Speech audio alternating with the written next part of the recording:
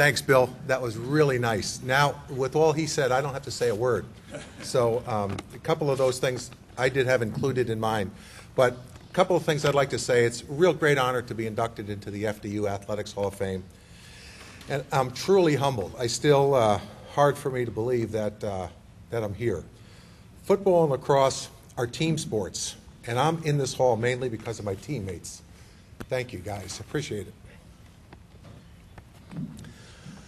I want to thank my football coaches, Picciello, Franchina, and Sheridan, who are here.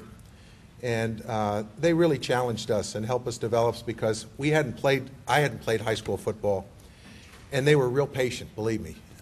Not Coach Franchina as much as the other guys, but as a whole, they were real good. John Levitt and Doug Boyd were our trainers, and I can't really continue without saying anything about those guys because they're the ones who kept us healthy, kept us injury-free, I should say, or repaired from our injuries, and as a result, they kept us. We always had to go to practice. We couldn't get out of it because of those guys. Thanks.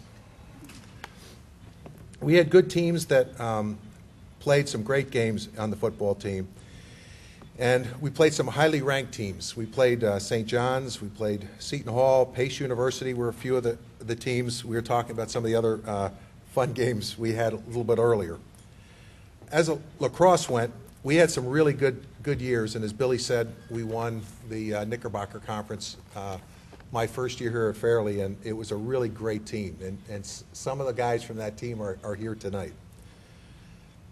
I still remember during my senior year at Christmas break getting a phone call from Coach Jacobson, and he was telling me that he was considering an offer from Fairleigh to coach the team. I first knew him when he was the coach of one of our high school competitors when I was in high school. He coached Fairlawn High School, one of our main rivals. We didn't like him very much at the time, mainly because we didn't know him.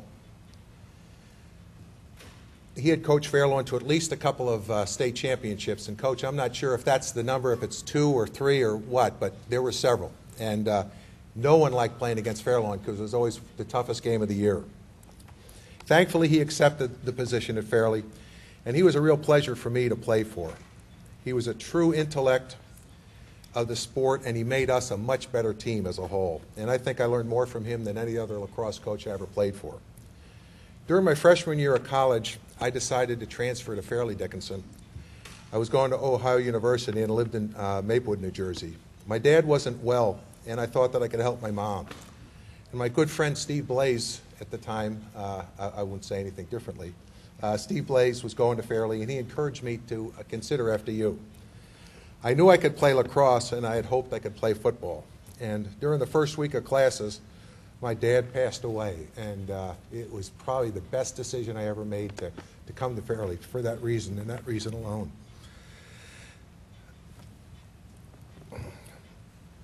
I dedicated all my seasons, athletic seasons, to my dad, and I'm just sorry that he didn't get a chance to see me play football because he would have really enjoyed that. And I really want to thank Billy Dello and Mike Eisenstein for all that they did in basically resurrecting the memory of the lacrosse and football traditions here at Fairleigh. They've worked extremely hard, and thank you guys for all the work. And all the guys who are here, thank you. It's a real pleasure to see you and a lot of fun. As Billy said, I'm diabetic. I've been diabetic for 46 years, and I always tried to stay fairly healthy. As a result of Jay Horowitz's efforts, when he was here as the Fairleigh SID, he gave me the opportunity to speak to different groups of kids with diabetes and their parents and families. These experiences really opened my eyes to realize how fortunate I was with my parents letting me play sports and be more independent and not be so controlled I couldn't do this or I couldn't do that. I stayed in contact with a lot of those families over the years and was real happy to see that a lot of the parents had changed their feelings and let their diabetic children play sports and be more independent. I do have one story, and I'll wrap it up here real quickly. I feel that I've really had some influence in one of my past teammates' career. Chuck Samaras, who's in attendance this evening, is now a very successful retired dentist from a real great dental career. And one day at lacrosse practice, we were scrimmaging. There was a loose ball, and I was going after it, and when I looked up, Chuck was right in front of me, so I hit him.